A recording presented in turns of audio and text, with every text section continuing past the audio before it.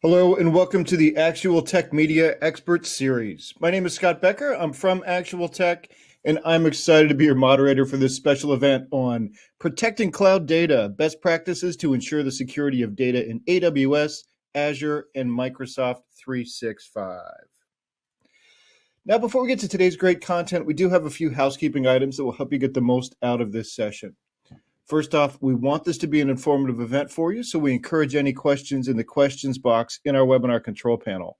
Not only will we have team members responding to questions during the live event, we'll also have a dedicated Q&A session at the end of the presentation where we'll discuss in greater detail some of the top questions that come in.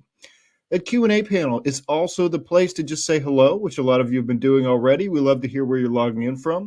And it's also the place to let us know if we can help in the unlikely event you have any technical issues. A browser refresh will fix most issues, but if that doesn't work, just let us know there in the Q&A and we'll provide further technical assistance. Now, at the end of this webinar event, we will be awarding a $250 Amazon gift card to one lucky registrant. Of course, you must be in attendance during the live event to qualify for that prize. Official terms and conditions of today's prize drawing can be found in the handout section. Just scroll to the bottom and you'll find the prize terms and conditions link there. Now, these Expert Series events are special product-neutral looks at pressing technology problems presented by an expert in the field. But the support of our sponsors make it possible for us to bring you this content, so we want to give a special shout-out to those sponsors now. So over the next few slides, I'm going to share some messages from our sponsors today, and they'll refer to links that you can find in the handout section of your console at any time during the presentation. And as always, the handout section also has some other valuable Actual Tech Media links, such as our ATM Event Center, which has the calendar of upcoming events, so you can find more great events like this one. So now, before we get into the main presentation, a few words from our sponsors. We are supported by Palo Alto. Palo Alto Networks is the world's cybersecurity leader, next-gen security solutions, expert services, and industry-leading threat intelligence empower organizations across every sector to transform with confidence. Palo Alto Networks envisions a world where each day is safer than the one before. There's a QR code there on your screen. Hopefully you've had a chance to snap that. If you wanted, there is also a link in your handout section, which you can access throughout the event. Today's event is also sponsored by Rubrik. Cyber attacks are here to stay. Are you? So keep your data secure, monitored, and accessible everywhere it lives so you can bounce back fast. Follow the link on your screen to craft your cyber recovery blueprint. So once again, take advantage of that handout section where you can find all the links that you've just seen. And with that housekeeping out of the way, let's get to today's fantastic session. I am delighted to bring on our presenter today, the great Melissa Palmer. She's a technology analyst, a VMware certified design expert, an engineering and marketing veteran of companies like Veeam and NetApp. Her technical chops and her enthusiasm for this topic mean we are all in good hands here. Melissa, take it away. Hello, everyone, and welcome to Protecting Cloud Data, Best Practices to Ensure the Security of Data in AWS, Azure, and Microsoft 365. My name is Melissa Palmer. If you don't know me already, you can find me on LinkedIn or follow me on Twitter at Bemis33. My background is very heavy data center infrastructure, cloud, backup, and disaster recovery, and a smattering of security, which is why I'm really excited to talk to you about this today. I'm a VMware certified design expert, and I'm also a Microsoft certified Azure solutions architect expert. So let's go ahead and get started. What are we going to talk about today? So first, we're going to set the stage a little bit. I want to talk about what is data protection anyway, because when we talk about protecting data, I feel like a lot of times people miss the whole picture. We'll talk about data protection in the cloud. We'll also talk a little bit about AWS, Azure, and Microsoft 365 and some common data protection issues I have seen in each of the various areas. And then I've got 10 really good, solid, actionable tips to help you come up with kind of the best data protection strategy you possibly can for your data and applications, whether they're in AWS, Azure, or Microsoft 365. So let's go ahead and get started. Now, what is data protection anyway? We want to protect our data, and there's a lot of different ways to do that. A lot of times when you hear data protection, you're going to think backup and recovery. But I think it actually goes a lot further than that, especially in today's climate when I hate to say this word because I'm sure in every webinar you go to now, you hear it. But I would be remiss if I didn't say ransomware, which has really just kind of changed the face of data protection in general, and just changed the way we do things on a day-to-day basis anyway, if we're the people who are responsible for the data and applications at the end of the day. So I kind of want to widen your horizons when we talk about data protection. And really, we're talking about protecting our data. And there's this notion of the CIA triad in information security. And when we're protecting our data, we're protecting the integrity of the data, the confidentiality of the data, and the availability of the data. And this actually comes really nice into the picture when we start talking about data protection, right? I want to protect the integrity of my data. I want to make sure that I can use it and it is how it's supposed to be. That's really important for data protection. I want to protect the confidentiality of my data, right? I am protecting that data and making sure only the people who should see it can see it. We hear a lot about ransomware and extortion, right? That would be a breach of confidentiality when our data gets elsewhere. Likewise, integrity, right? If our data is getting encrypted and de-encrypted and all these things, really the integrity of the data is a problem. And then availability of the data, which I think is something that people kind of miss sometimes with the data protection discussion, because we need to make sure that our data is available when we need it to be. So we want to make sure our data is good. We want to make sure it remains confidential, and we want to make sure it remains available. So when we bring this kind of information security notion back to data protection, because today, one thing the rise of ransomware has done is really kind of brought these areas together, right? Before it was like InfoSec was over here and backup and recovery was over here. And these people never talked to each other. When now these teams really need to work really closely together to prepare for that security event whenever it happens. Because why are bad guys in our environment? They want our data. They want to take it, or they want to do something to it, right? They are in there to wreak havoc, and the data is the prize and the target. So over the last couple of years, more than a couple of years at this point, we have seen these two teams really start to work together, and we're starting to see a lot of the information security stuff come back into the data protection space. And really, in order to be a key player in data protection today, companies need to be security companies, right? If you are looking to protect your data, you need to be thinking about security, and the vendors that are doing this are really at the top of the field, at the top of the game right now. So now that we've kind of reviewed the CI triad, let's talk about a little bit more how we're going to do this, right? So let's break this down a little further. Data protection, we're going to protect our data from loss. We're going to protect our data from failure, and we're going to protect our data from breach, right? So we need to be doing things to our data and our wider environment to protect it against all the different threats out there. It's more than just backup, as a matter of fact, right? Backup and disaster recovery have really begun to go hand in hand. Now, there's different ways we're going to protect our data based on our business needs and our criticality. We have the traditional backup method and restoring from a backup. We need backups of everything, obviously. We'll talk a little bit more about that later. And then we have disaster recovery, which is the ability to recover that data in a predictable fashion. We know our disaster recovery plan will work because we've tested it.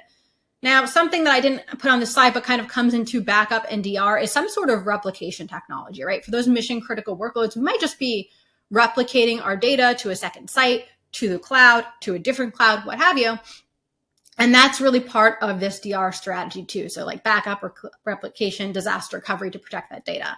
And that will protect it against a number of things, right? If somebody rolls up to our environment and wreaks havoc, breaks things, encrypt things, whatever, we're ideally recovering to a second environment that the hackers have not gotten into and haven't accessed, because there's no way to get from the first environment to the second environment, right? We want to make sure we have those kind of controls in place. Backup DR is also really important if something fails. If we have a hardware failure, if we have a data center level failure, we need to make sure that data is available. And that's where backup and DR can come in as well.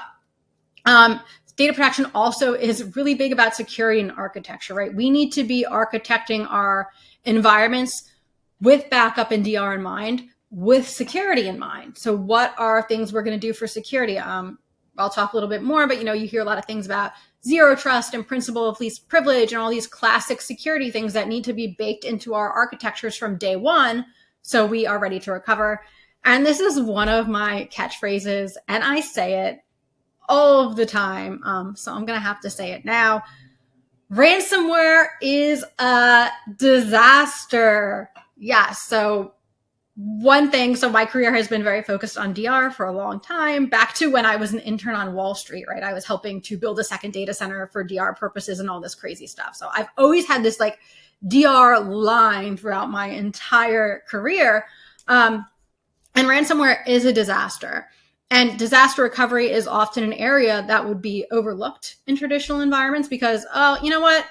I'm looking at my data here. I'm looking how much it would cost to put in a DR thing. And I'm looking about the probability of an actual, disaster like a hurricane or something coming and attacking my data center. And it's just the probability of this disaster is so low that it's not worth it. I'd rather just take the hit and I'm going to sign off on the risk. And that was something that a lot of organizations did with DR, and they didn't kind of have a proper vetted DR solution. And ransomware has changed the game because it's really not if you're attacked by ransomware, it's kind of when. So those DR plans have kind of come into place, and we're hearing more about like ransomware resiliency architecture, ransomware recovery, etc. But at the end of the day, it is DR under the covers, and that is a strongly held belief in my mind. So now that we've set the stage a little bit about data protection, the context of data protection, what are we going to be talking about? Let's talk about data protection as it pertains to the cloud. Now, I have been known to not be a fan of the cloud. I have complained about the cloud since the cloud started, right? And why did I do that? Because I don't like to see the cloud done wrong. And I have encountered a lot of customers that are doing or have done the cloud wrong. A customer once told me that they needed to rush their data center migration because the CIO wouldn't get his bonus unless all of their workloads had been migrated to the cloud by the end of the year. Now, that's not really a business driver, right? Someone's not going to get their bonus and they're making everybody go really, really, really fast. And unfortunately, they missed a lot of key aspects and they had nothing but problems in the cloud because they didn't take the time to design and architect and understand things up front. So I'm not completely anti-cloud. I'm anti-cloud done wrong. And because the cloud could be so easy, right? Like I'll just take out my credit card and go spin up something in Azure AWS. A lot of people skip the design phase of the project like you would need to do on-prem, right? If I need to order equipment, I need to understand my workload's requirements because I need to order this stuff. The cloud completely changes because, hey, I can get anything whenever I want it. Let me just go and start doing things.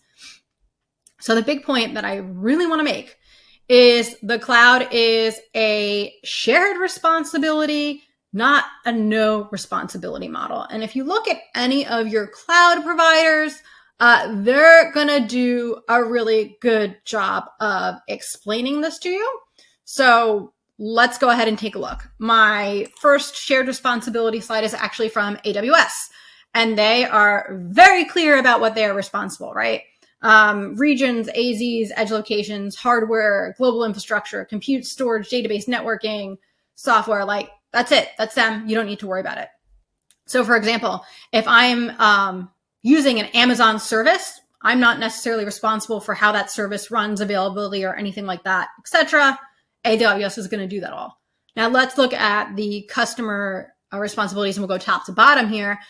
Customer data, number one, right? We as cloud consumers are responsible for our data, full stop.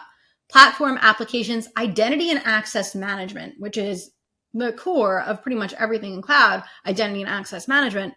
We're responsible for who are you, what are you doing, what do you have the rights to do, and is that even correct, right? Operating system, network, and firewall configuration. Now, we're going to consume, in most cases, firewall and network as service from Amazon. Operating systems, when we're talking about compute instances, we're responsible for that, right? We need to make sure our operating systems remain up to date, et cetera, et cetera. But like I'm a VMware person, so I have to bring up a couple VMware analogies. you're not required, you're not responsible for the underlying operating system of the cloud hypervisor, right? So like, it's not like if I was on-prem VMware, I need to maintain the VMware software as well as the VMs and all the data and stuff on it. No, we've gotten out of that game. We're just responsible for our instances in Amazon and the configuration of how we're getting there, all that kind of stuff, like firewall network, which is really big. And of course, we have things we should think about, encryption all over the place. And that's a really good basis of what we're responsible for. So we're out of the data center game. We're out of the service game. If we're going to consume a database as a service, right? We don't need to worry about any of that database and how it's available or stuff like that. We're just going to consume our data. That doesn't mean we shouldn't deploy our things in a highly available fashion, right? Because as we know, regions can fail, cloud can have issues. So DR is still as important on-prem as in the cloud, right? I'm not just going to take all my stuff, put it in the cloud in a single region and hope for the best, right? I'm still going to have contingency plans for what happens to that region. What happens if someone gets in to my cloud environment, right? I still need to kind of have that secondary environment someplace in case a malicious actor gets in and starts wreaking havoc, just like they would on-prem. So a lot of the stuff we need to do in the cloud are the same things that we should be doing on-prem, which if we're not, that's okay. This is a really good time to level set and kind of keep going. So let's look at Microsoft's model here. Very, very similar, right? So SaaS is something like Microsoft 365. And you can see that is the least responsibility, right? I don't have to worry about apps or operating system or any of that junk. I'm just really worried about junk. It's not junk, it's important, but we don't have to manage it. It's important just to focus basically on, again, identity and access management, our devices and our information and data, and identity information, right? Those are the important things. Platform as a service, like if we're going to consume something as a service, right? Or like use a web app or something like that, we're not responsible for some of those components. Again, it comes back to shared between control, some of the aspects of the application and then all that kind of stuff. And IaaS is more like the traditional, I'm just going to go up to Azure and get myself a VM, right? I'm out of the game of the host, the network, the data center, just like I am on Amazon, but everything from the operating system up, I am responsible for. So it's really important to understand what you are consuming in each cloud and what you're responsible for protecting in each cloud. And that's kind of the foundation of data protection. So let's talk about the rise of multi-cloud. It's very uncommon to just use one cloud these days. Different clouds have different features, different products do different things, right? I would probably say that Microsoft 365 is one of the most prevalent software as a service solutions out there, which we still need to protect the data in there. I've seen a lot of customers use a multi-cloud strategy, just like we used to use a multi-vendor strategy in the data center, right? Like I remember the old days, it was like, well, you know, we have different vendors in here for storage because we want to reduce the risk in case one vendor has a bad code update and that kind of thing, then all of our storage won't go down. And quite honestly, a lot of times it was an economical type of thing that you would threaten the other vendor. If you don't give me the right price, I'll go someplace else. So we've always kind of had a multi-vendor strategy in the data center for the most case, and that's kind of come to cloud as well. Different clouds do different things. I might be using this cloud for this purpose, this cloud for another purpose, and it really all comes down to meeting requirements. Couple good questions here coming in as we're talking about this. Well, how do I pick the right cloud then? Again, I don't think there is necessarily a right cloud. It comes down to your requirements. You might choose, hey, I'm going to do my databases in AWS. And when it comes to just kind of VMs, I'm going to go for Azure. If that works for you and your organization, that's perfect. It's a matter of learning the differences between the cloud platforms and what do they do for me? What is the pricing model? What does the usability aspect of it look like? What are my staff trained in? So like I said, it's very similar to kind of that multi-vendor strategy in the data center. I see a lot of people saying, yeah, we use a couple different clouds here, which we're going to talk about in a little bit. From a management perspective, that can sometimes get a little dicey, especially when we're talking about data protection in the wider fields of security. So when we start talking about some of our tips, we're going to talk about how to address that because, you know, it's like a different platform, right? Every cloud is a different platform. I need different skills, different software, et cetera, et cetera. So when I'm looking for solutions to solve my problems, that's something I'm definitely going to keep into in our minds. So friendly reminder, the cloud is not special. Your on-prem problems, they're in the cloud too, and we still need to protect our data. I like to say that the cloud is just someone else's data center because it literally is a data center someplace else. You're just not responsible for it anymore. So anything that could happen in a data center can happen in the cloud. You can go deep dive into any of the cloud providers and how they architect things, and you see that they are architecting for resiliency, et cetera, but you need to architect on top of that, right? So I might need to make sure that I'm using multiple regions and all that kind of stuff, or multiple availability zones within a region. So at the end of the day, we want to protect our data. So one thing that we're going to see is AWS, Azure, Microsoft 365, the similarities are striking. We looked at the shared responsibility models. They're almost identical. The cloud is the cloud is a cloud from one aspect, but every cloud kind of has its different nuances. So we're going to take a look at some of the some of the most common issues that at least I've seen when we're talking about some of these cloud environments. And then we'll kind of go into some tips on what we can do to kind of work around that.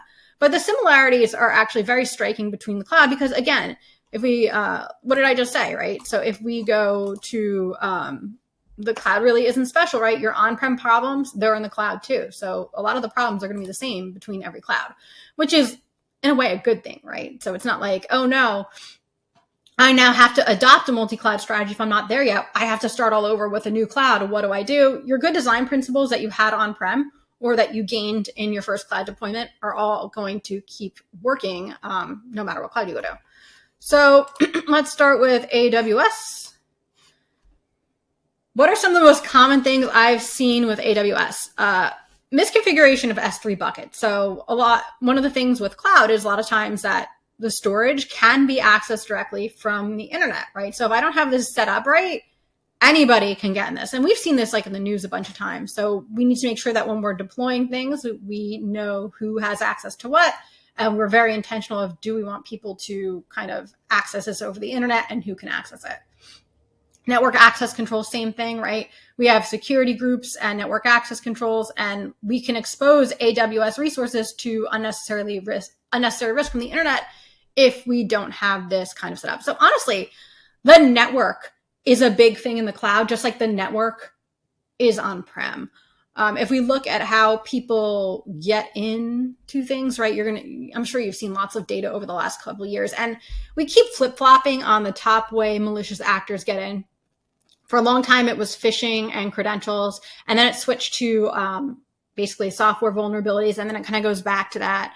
But that's why identity and access management becomes so important, right? Because if someone gets credentials, they can go wreak havoc. So we'll talk about a solution for that in a little bit. And again, outdated or vulnerable software. We're responsible for the software running on those VMs or instances wherever we are. So if we aren't patching our stuff in the cloud, we can still expose AWS environments to vulnerabilities. Now, how do you get out of this game if you know you have patching problems? One, you really need to have a patching solution. That's another discussion. But that's why I think we've seen a lot of successes with consuming things as a service, like consuming database as a service on AWS, right? Because I don't have an instance running a database. I'm not required to figure out how that database operating system, blah, blah, blah, is going to be protected, right? I consume it as a service.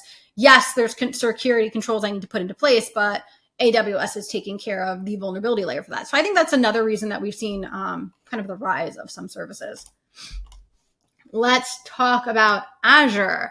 So Azure Security Center is a really great system that kind of gives you a lot of information about your environment. And I feel like it's one of the least used things in Azure if you're an Azure person. Same thing. I mean, this API is the same thing in AWS. I just tried to break them a little bit, right? If I'm not securing my APIs, that's going to be a problem. I'm going to be vulnerable to malicious actors and exploits. Lack of multi-factor authentication. This also goes for AWS, right? Again, we want to make sure that only who we want to access our systems is accessing our systems at any time. Multi-factor authentication makes it a little harder for the bad guys to get in, because then we'll talk about that a little bit more. So we're seeing like common security threads. They apply everywhere. It's the same stuff we deal on-prem, but now we have to do it in the cloud. And you could probably argue that maybe it's a little worse in the cloud, just because we know that the cloud is something that threat actors are looking at, right? They know everybody's going there, so they're taking a look too. So Microsoft 365, again, a lot of the same problems. Phishing campaigns, right? I want to get into 365, and if some user has too many credentials, I can get into wreak havoc and start deleting stuff. Account hijacking, really big here. Once I get in, I'm going to break stuff. Inadequate backup and retention policies, right? I'm not backing up my data within 365. Something happens and I don't have it, right? So that's kind of common for any software as a service, right? I know we're talking about Microsoft 365, but kind of anything you're consuming as a service, you still need to be protecting your data and you still need to be protecting access. So what are like the 1 and 2 problems that we keep seeing over and over again? Data is not backed up. Data is not secured, and applications too, right? And the cloud was rushed due to ease of deployment, which means stuff was missed and wasn't backed up, or the data protection strategy wasn't even really put together. And we're going to see problems later on. So if you are someone who is rushed to the cloud, now is a really good time to level set, take a look, step back, and kind of figure out, okay, what do I need to change? How do I make everything more secure? Am I actually backing everything up? And what have you. So I have come up with 10 of my favorite tips that I just like talk about over and over with customers, right? So these are 10 things that you can implement, do in your environment, and apply them to all areas of the cloud, whether it be AWS, Azure, 365, something else. If you're in a hybrid environment, you could apply them on-prem as well. So I have 10 tips to kind of go through and say, okay, how can we protect our data, right? And make everything more secure. Tip 1, this is something I talk about all the time. It is called the principle of least privilege. That basically means that I only have enough access to do my job, and that's it, right? If I am someone in the finance team, I don't have access to go deploy a VM in the cloud or on-prem, right? So I want to make sure that my people only have the access they need to do their jobs, and this needs to be evaluated periodically, right? Because maybe job functions change, maybe they move teams, whatever, because we know people are going after credentials. If someone does get credentials, I clicked the mouse too fast. If someone does get credentials, we don't want them to be able to propagate through the environment and do other things. So this is really, really important. Just make sure my users have the minimum access they need to do their job and nothing else. A lot of times this can be kind of overlooked, or someone's put into the wrong group, etc. So it's important to kind of go back and look at this on a periodic basis. The next one kind of also ties into that. It is use MFA, right? So what is MFA? It's multi-factor authentication, right? Something you know, something you have, and something you are, right? We could put in multiple levels of this. We've seen a lot of laptops like fingerprint scanners and stuff like that, biometrics coming in. I don't think anybody has RSA secure ID tokens anymore, do we? Like, does anybody still have that? Anybody? But I know there's a lot of authenticator apps that people now have on their phones that kind of take the place of that physical RSA secure ID token, which was, I'm probably dating myself by that. So this is important because even if passwords are compromised, MFA provides another barrier to unauthorized access. Now, I don't like text messages as an authentication method. We have seen a lot of breaches where this happens, where you're texted a link to log in or whatever, or it says, do this. And when people are getting spammed over and over and over, sometimes they'll just like not know what they're doing and click the link or whatever. So I don't like text messages. I feel a little more comfortable with some of the authentication apps on the phone. And if we're talking about the cloud, everything's remote access. I'm not like knocking on the door of the AWS or Azure data center and like walking in and do my work. Everything is remote access. So it's really, really important to secure this and kind of reduce the risk of some of that stuff happening. So MFA is huge if you're not using it already.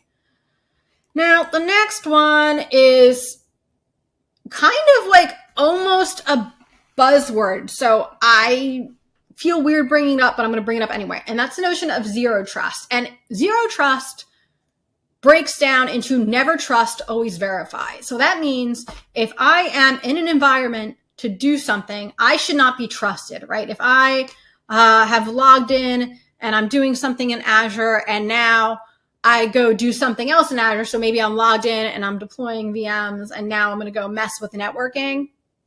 Maybe that shouldn't be trusted just because I got in to deploy VMs. I can go and do networking, right? So we're always trusting, and we're never trusting, and we're always verifying what people are doing throughout the environment. And I see some comments about zero trust. Yeah, people have seen a lot of zero trust. And kind of like a misnomer is that you can like go someplace and buy a zero trust. That doesn't really work, but there are absolutely solutions out there when you're working with technology partners that will help you implement that strategy. Zero trust is a strategy, not a product. I see a lot of that kind of confused. And there are products that are designed with zero trust in mind that will kind of naturally integrate into that solution for you. Let's see what else we got. Protect the endpoints.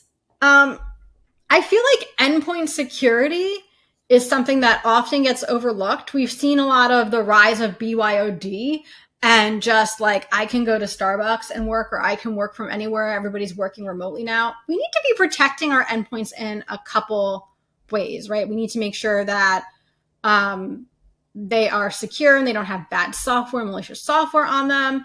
We need to make sure that they are backed up in case a user loses their data, and we need to make sure that they're patched, they're not vulnerable.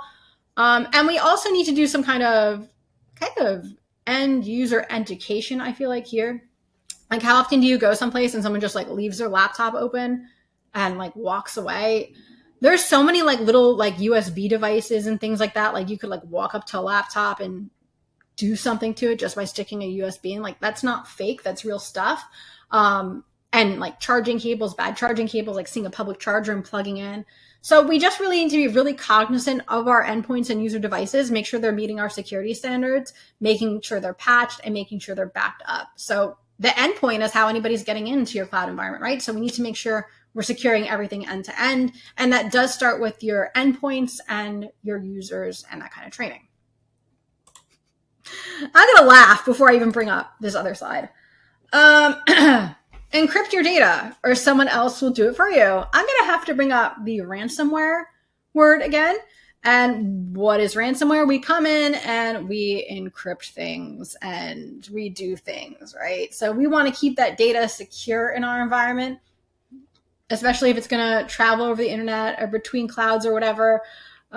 So that's something to keep in mind. So our data can't be accessed if it's encrypted, right? We don't want people just to be able to jump in there and exploit our data. What do they call it? Exfiltrate our data and exploit it, right? We don't want people to be able to just grab files and send them. If we encrypt all our stuff, then even if somebody got our files, it would not be useful to them. So that's actually just like something that's like a big deterrent to threat actors as well, and important to think about. And we're going to talk a little bit more about that in a moment.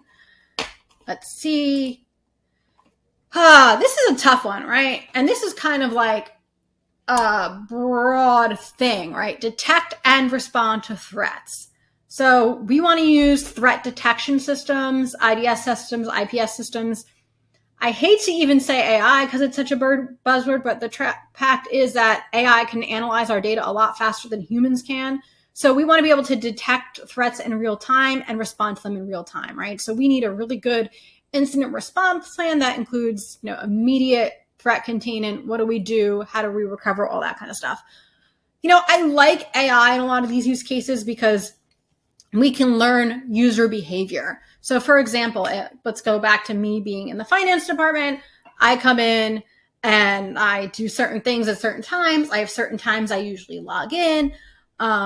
That's well and good. And if we haven't really implemented all the security controls, what happens when you see a user log in at 2 a.m. when they never log in at 2 a.m. and they're going and they're logging into the backup system when they're a finance person because someone missed that access, right? So kind of like the user behavior analysis of these systems can watch a user, see when they're doing something that they shouldn't be, and shut it right down. And I think in a lot of cases, that's exactly what should happen. If you see a user deviating so far from what they usually do, shut it down and respond to that threat, right? And maybe this user, it does have a valid reason to do that, but then you should be able to contact them and figure that all out, right? So detect an anomaly and respond to it quickly. That is a really nice use case for AI, and a really nice way that AI has kind of been working its way into a lot of these products. And we're about to talk about one of my favorite topics. So I will say that AI can kind of be applied at all different areas of your kind of security journey and your applications and your data. But we've talked about that a big part of data protection is backup, right?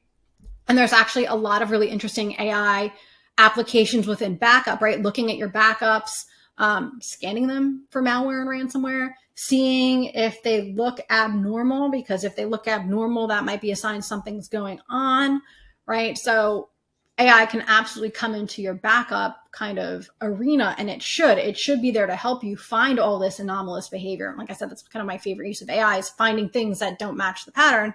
But if we are just talking about straight up backup, if you like it, back it up, right? We want to back up our data and applications in accordance with their business requirements. So we need to know things like RPOs and RTOs. And I see some questions coming in already with my slide. I'll get there as soon as I get down. I see, we need to know our RPOs and RTOs so we can protect our data accordingly. We need to have multiple copies of our data, and one copy should be immutable. So great question about immutability. What is immutable? It simply means that my backups cannot be modified or deleted for a set period of time that I, as the administrator, decide. That means that a hacker can't come in and encrypt them or delete them. They cannot do it. And yes, I can store immutable backups in both AWS and Azure. So in AWS, it's going to be S3, which Amazon, I feel like, won the lottery when they invented S3, because S3 has the object lock property in it, which handles immutability. And a lot of other vendors have adopted the S3 technology and like S3 compatible technology. So they've kind of built immutability into all their products via object lock.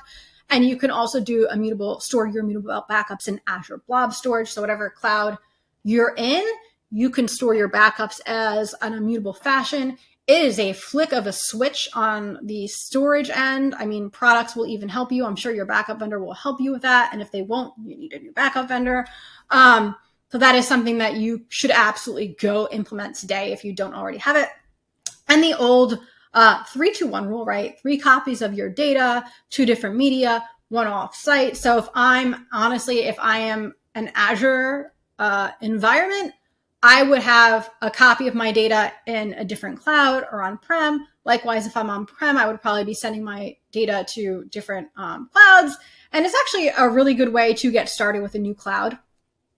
Just sending your backups there, because that will give you some operational kind of information on how you really get started with everything. So it's a really good way to bridge into new clouds. So we want to make sure we're using immutable backups in multiple clouds. Number 9, keep your components updated. We've talked about we need to make sure the software is kept up to date. We need to make sure it's not vulnerable. We understand that we are only responsible for certain things, but we need to make sure that we are keeping our aspects of the shared responsibility model up to date from a security and software assurance perspective. So patching our VMs or instances, making sure that we're following security guidelines from the vendors, right? So if we go look at AWS or Azure or even 365 documentation, we're going to see security practices that they suggest that we follow. We're going to learn how to secure everything. And again, this is a shared responsibility model. So anything we're responsible for, we need to make sure that we're protecting it, keeping it updated, and keeping secure. And my last tip number 10, is use the right tools, right? So we want to be using unified tools across cloud platforms. So let's say I am backing up my environment. I don't want a point solution. I don't want to be using a different product in every single cloud. I want a single full-featured product that I can use across all of my clouds and on-prem. To me, that is one of the most important things for our strategy, that everything looks the same no matter what cloud we're in, no matter what cloud we need to recover to. So when we're talking about security tools or data protection tools or DR tools, we want to be using tools that work across the clouds. And, that single pane of glass view is like something that a lot of people used to kind of almost mock, because everybody would say, I have a single pane of glass, right? It becomes so important for a multi-cloud strategy that we really need to make sure that we have a single pane of glass into our data protection, because we need to simplify policy and operational management. Like, that is an absolute must. We need to keep this simple. We need to keep this secure. So we need to be using the same tooling sets across everything. So those are my 10 tips. Any other questions about our tips that we have coming in? A couple good questions that we had, really kind of going through things. And the other thing I want to stress is that, like, it's never too late to start securing things. A great question right here, like, where do I start? Like, what do I do, right? For me, the first thing I always tell people to start with is the principle of least privilege, because I really feel like that will reduce a lot of risk, because we're locking down who can do what. So start with implementing that principle of least privilege, audit your users and what they can do, audit who has access to kind of the God level of your cloud, right? Who can go in and delete a subscription, all that kind of stuff, especially in the cloud platform itself, right? So we've talked a lot about the applications, but we need to also restrict access into that cloud and use MFA, right? If I'm not using MFA to log in to manage my AWS or Microsoft resources, I absolutely should be. So those are the two things that I would say do first. And then the next thing I would say is come up with your data protection strategy, right? Across all of your clouds, all of your software as a service, and on-prem, a unified data protection strategy. Start getting that implemented and start getting that tested. So that protects you, or adds another layer of protection across multiple threats. The next thing I would say is really go into that kind of security monitoring and detect and respond to threats. Get something in there to start looking at your environment and make sure that everything is working as expected. So what of our key takeaways today, right? We're still responsible for our data and applications in the cloud. It's not a free pass for bad architecture or no security. We need to protect them from various angles.